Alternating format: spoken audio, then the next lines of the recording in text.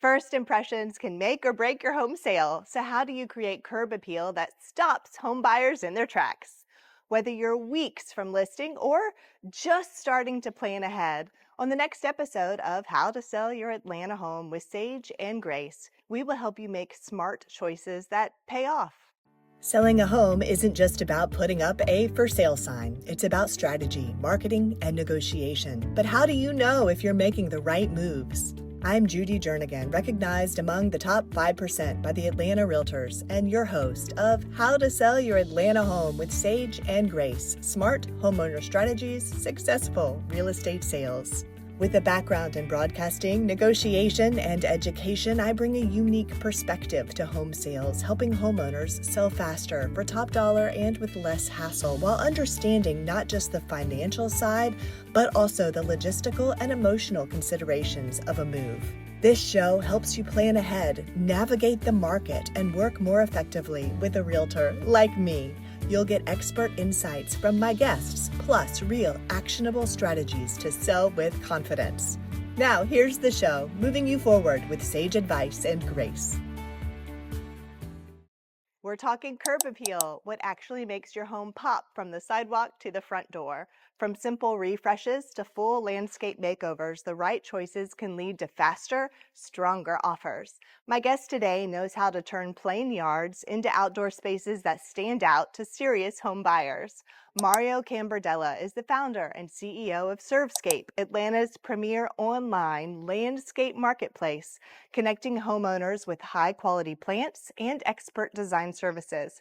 He's a licensed landscape architect, a certified arborist, and served as the City of Atlanta's first director of urban agriculture. Mario's mission is to make great landscape design more accessible and to show how outdoor spaces can boost both your home's value and your quality of life. Thank you for joining us. My pleasure. So, if someone is thinking about selling their home, maybe in a few weeks, maybe in a year or two, why is curb appeal so important, do you think? Well, I think the curb appeal is almost like at a culinary restaurant. You have this beautiful meal that the chef prepared. That's the house. But what does it put on? What's the plate? And so the plate needs to be reflective of the care and attention that that meal had. So in this instance, the builder came in, did kind of a standard fare, a standard plate, but let's like dress it to the prominence of the home.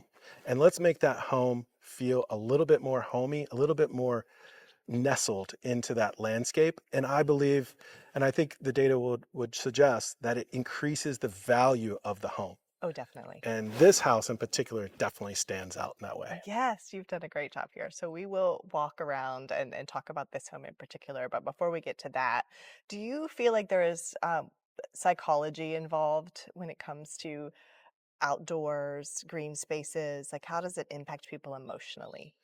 I think that people are emotionally drawn to nature. I think for a variety of reasons. One, it could be the beauty aspects, something interesting. I want to learn. Nature is one of the most complex systems around us, and there's intrigue there. So when you see things like flower and beautification, you want to know what they are. And then as soon as you get the name and how it might contribute to maybe a pollinator or to a particular bird or butterfly, then you feel the interconnectedness of the landscape with the world around us. That poses knowledge Mhm. to everyone around it. And when we have that knowledge is power, and you feel more empowered to be an advocate for more beautiful and resilient things in nature around us. So Definitely. it perpetuates itself once we acknowledge that there's something beauty and mysterious about nature, and then we welcome that into our homes, into our lives, and into our landscape. Hmm.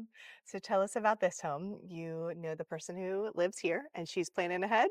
She's planning ahead. And so she was looking at her options to going in retirement living in the future. She wants a couple of years, but she wants to start thinking about increasing the value of her home. Now, the interiors were already done by a builder just 2 years ago. Hmm. So the opportunity is really changing a builder grade landscape, just a few foundation shrubs, to a more established and meaningful asset-based landscape plan. So we came out, she purchased an on-site consultation.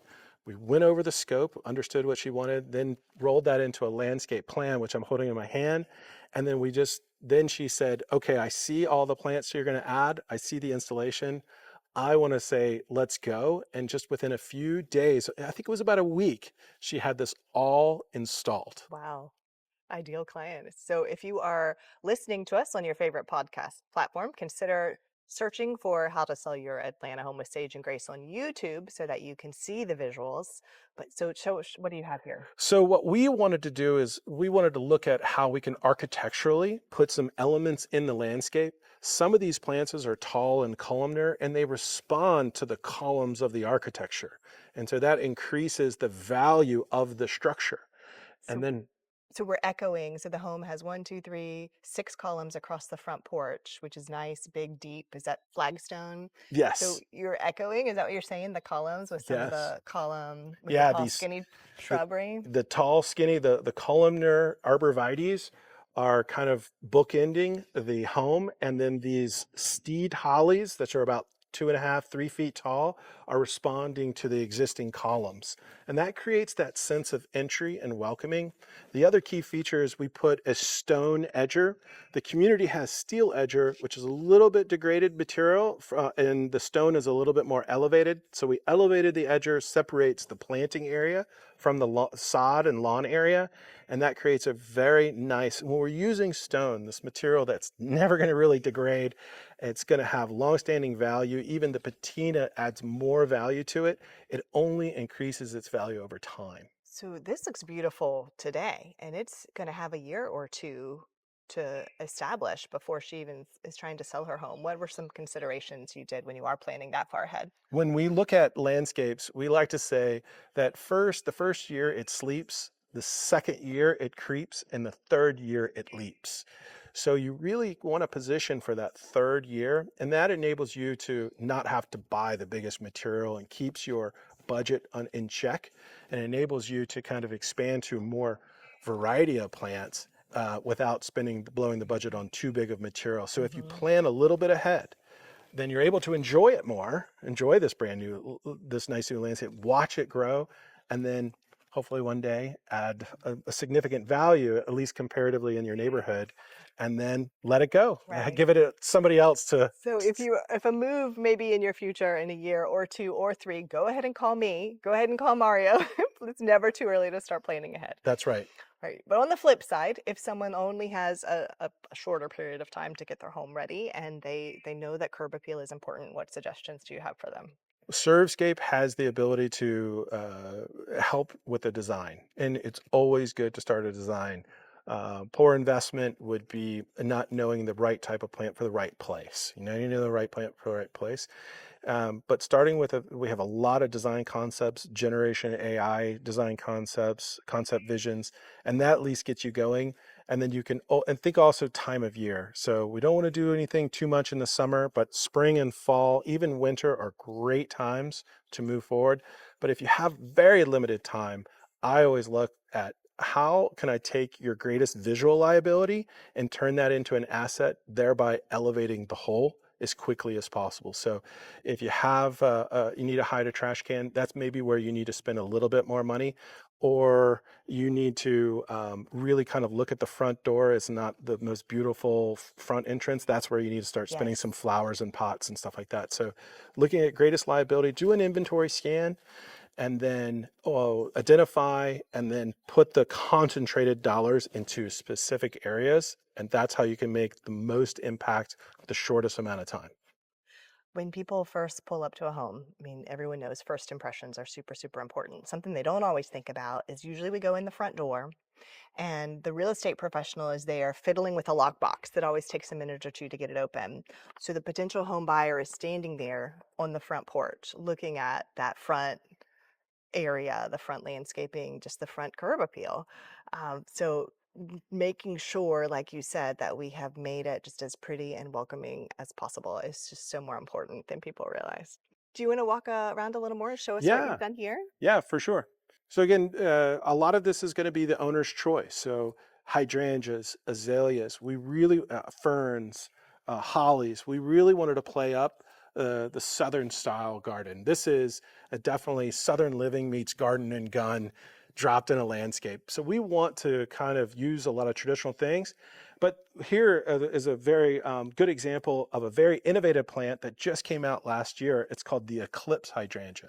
So we put some more contemporary elements, but that you would see in a traditional garden. So some new varieties. And then with all of my customers, I always give a gifty plant. So just something that, the little potted plant so that we can kind of just, again, celebrate the fact that we did something special together. So we are in Atlanta, Georgia, where Surfscape is based. What are some of the trends you're seeing? Does landscape go through trends exterior like we have on the inside? Absolutely. One of the biggest trends is the modern like English or cottage style garden, and so that's where we're starting to just see a lot of variety. And so this is not that. This is a little bit more Southern style with a few contemporary elements.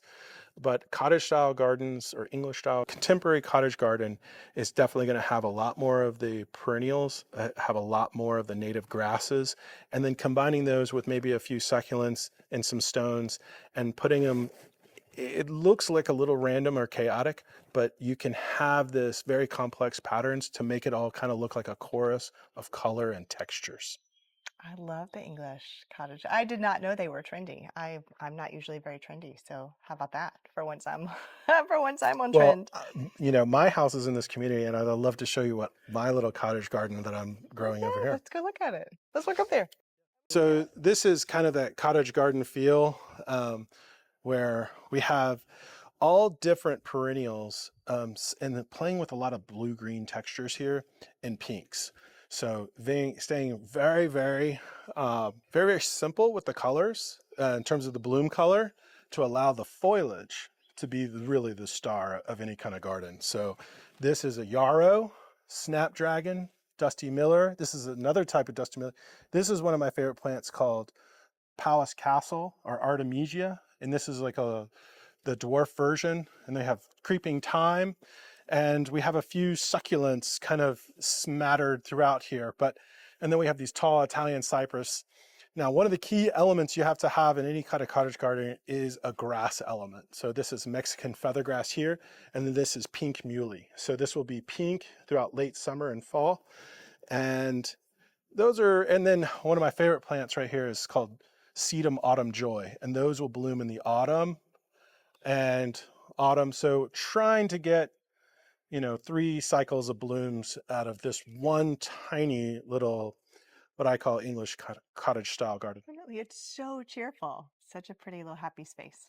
Yeah. How important is low maintenance? Is that something that people request a lot, low maintenance You gardens? know, yes, everybody wants low maintenance, but what's a misnomer is people want low maintenance and fast growing, and those are competing elements. So, or competing qualities in a garden. If it's Hmm. fast growing, you typically need to maintain it more. Water it, feed it. Right. And so people ask me like, why is some of the slow growing or the dwarf material so much more expensive? Is because the maintenance is less. And so if you want low maintenance, go for slow growing, and then high maintenance, fast growing. At Surfscape, every one of these plants, we ID on a 30-point attribute tag. So it could be to the color, to the style of garden, the theme, or its purpose. And that could be pollinating, and pollinating for what? It could be welcoming bats, it could be preventing deer, it could be welcoming butterflies or particular bees. And we group these into curated collections. So you can go with the purpose that you want to. You want to bring on a specific butterfly, maybe monarch butterfly, Hmm. and you have the tools at Surfscape. So you can say, give me the plants that focus on a particular bird or monarch butterfly, and it'll list out all the plants for that end. So we've been talking with Mario Cambardella with Surfscape. Tell folks about a little bit more about your website. Surfscape.com is what we believe when you walk outside and you want to make something happen, we want Surfscape to be that delivery service and those resources. So whether it's the plants all the plants that's grown locally within the Southeast, or the services, landscape design and installation, we believe that Surfscape can be that delivery agent for a beautiful and resilient landscape.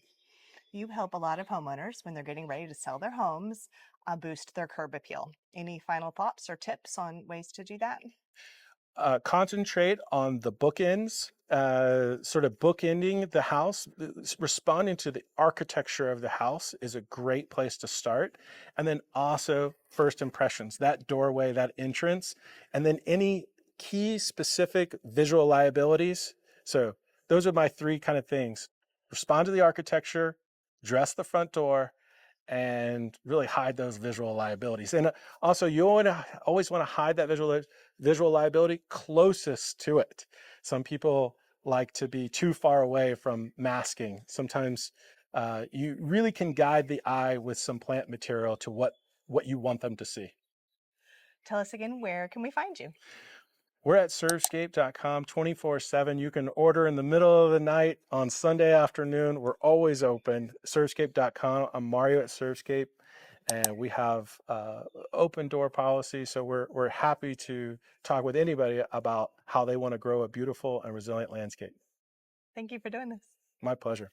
Curb appeal really can make or break a sale. First impressions matter more than most homeowners realize. Whether it's a simple refresh or a full-on landscape overhaul, small changes outside your home can lead to big wins when it hits the market. Huge thanks to Mario Cambardella for sharing his expertise today. If you're thinking about selling your Atlanta area home, or even if you're just planning ahead, now's the time to start thinking beyond the front door. Visit sageandgracere.com for more home selling resources, free guides, and to schedule a chat with me. And don't forget to check out past episodes on staging, pre-listing inspections, title insurance, and more. Until next time, I'm your host and your Realtor for Life, Judy Jernigan. We appreciate your company. Thanks for joining us on How to Sell Your Atlanta Home with Sage and Grace. I'm Judy Jernigan, and I love helping homeowners sell smarter with less stress and better results. Who do you know with real estate questions? Please connect us so we can make confident, well-informed decisions and get the best possible outcomes together. If you enjoyed this episode, be sure to like, subscribe, and leave a 5-star review. It helps more homeowners get the smart strategies they need for a successful sale. Head to sageandgracere.com to learn more about working with me and the Sage and Grace real estate team. Explore all our show episodes, and when you're ready, book a chat directly with me, Judy Jernigan, moving you forward with sage advice and grace.